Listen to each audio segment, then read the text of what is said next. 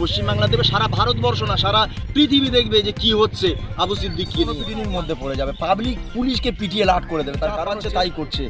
তোলা থেকে আরম্ভ করে সন্ত্রাসের এখন নতুন নাম পুলিশ। রাজ্যের প্রধান সন্ত্রাস হচ্ছে পুলিশ এবং পুলিশ মন্ত্রী। এই পুলিশকে গণপিটুনির মুখে পড়তে হবে আপনাদেরকে।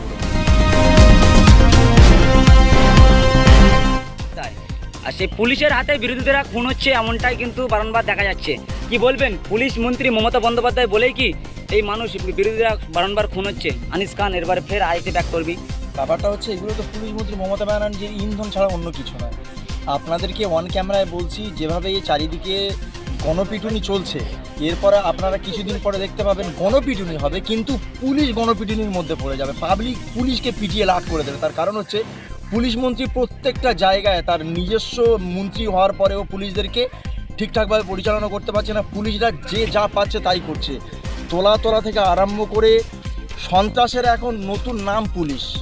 এখন মানুষ সন্ত্রাস নয়। আমরা হয়তো অনেকে বা মাওবাদী সব আছে, তারা সন্ত্রাস করে, বোম চালায়, গুলি চালায়, কিন্তু এখন যেটা আমরা বুঝতে পারছি, এখন রাজ্যের প্রধান সন্ত্রাস হচ্ছে পুলিশ এবং পুলিশ মন্ত্রী। অর্থাৎ আগামী দিনে এই পুলিশকে গণপিটুনির মুখে পড়তে হবে আপনাদেরকে। কি পদক্ষেপ নিচ্ছেন? এই আইএসএফ কর্মী তো এর আগে আনিস খান মারা গেছে, ফের আবার আইএসএফ কর্মী মহিদুল বলে না।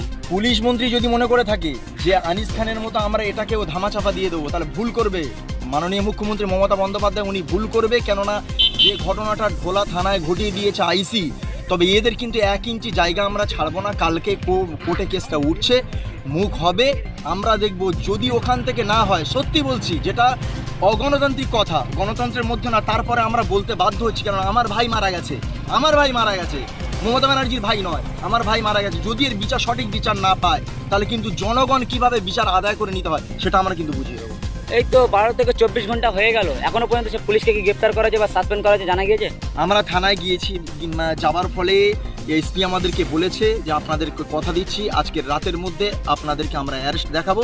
সেই অপেক্ষায় আছি। আমরা আজকের রাতটুকু দেখব। অর্থাৎ এই রাতের পর থেকে আগামীকাল থেকে আমাদের কিন্তু সংগ্রাম চালু হবে যে কীভাবে ওদেরকে অ্যারেস্ট করাতে হয়, কীভাবে জেলের মধ্যে ঢোকাতে হয়। কি পদক্ষেপ নিচ্ছে? এই যে বারংবার যে বিরোধীদেরকে মারধর করা হচ্ছে, পুলিশের উপরে অভিযোগ উঠছে বা তৃণমূল নেতাদের উপরে অভিযোগ, কিন্তু গ্রেপ্তার সেভাবে হচ্ছে না বা তাদেরকে সেভাবে সাজা দেওয়া হচ্ছে না। আর সাজা দেওয়া হবে কি করে? এখন যার গরু ধান খেয়েছে তার কাছে বিচার দিতে হচ্ছে। এখন মমতা ব্যানার্জি নিজে একটা ক্রিমিনালের জায়গায় চলে গেছে, চারিদিকে বোম বন্দুক দেখিয়ে ভোট করাচ্ছে, ক্রিমিনালদেরকে পুষিয়ে রেখে দিয়েছে। আর আমরা যদি মমতা ব্যানার্জির কাছে বিচার চাই, বিচার তো হবে না। অর্থাৎ এই বিচার আর আইনের প্রতি আমাদের আর ভরসা আস্তে আস্তে উঠে যাচ্ছে। তারপরে আমাদের বিধায়ক নওশাদ সিদ্দিকী তিনি আইনের প্রতি ভরসা রাখতে বলেছে, তারপরেও রাখছি। কিন্তু এরপরে যেটা হবে, আইন ভাঙা আইন তৈরি হবে। একটা আইন ভাঙার জন্য একটা আইন নতুন করে তৈরি হবে পশ্চিমবাংলার। সারা বিশ্ব দেখবে যে পশ্চিমবাংলার বুকে আইন ভাঙা আইন একটা তৈরি হয়েছে। লড়াইয়ের ময়দানে কি দেখা যাবে আপনাদেরকে? অবশ্যই দেখা যাবে। আমরা তো লড়াইয়ের ময়দানে আছি। টিয়ার গাছ বোমাগুলি যাই চালাক না কেন, আমার ভাই আনিস খান যেমন চলে গেছে, তার সঙ্গে সঙ্গে আমাদের আবু সিদ্দিক চলে গেছে। যার জন্য আমাদের মতো এই আবু সিদ্দিকের মতো যদি হাজার হাজার আবু সিদ্দিক যদি আমাদের জীবন দিতে হয়, তারপরে আমরা জীবন দিতে রাজি আছি। কিন্তু এই লড়াই সংগ্রাম চালিয়ে যাব, আবু সিদ্দিকের ন্যায় আমরা পাইয়ে দেবো। কলকাতার রাজপথে থেকে এই আন্দোলন চলবে 100%। আমরা শুধু কালকের কোর্টে কি মুভমেন্ট হয় দেখি আমরা। আর আমাদের এসপি, সুন্দরবন থানার এসপি, তিনি কথা দিয়েছে আজকে রাতটুকু দেখবো, তারপর আমরা কি করতে পারি সেটা পশ্চিমবাংলা দেবে, সারা ভারতবর্ষ না সারা পৃথিবী দেখবে যে কি হচ্ছে আবু সিদ্দিককে নিয়ে বাংলাদেশ।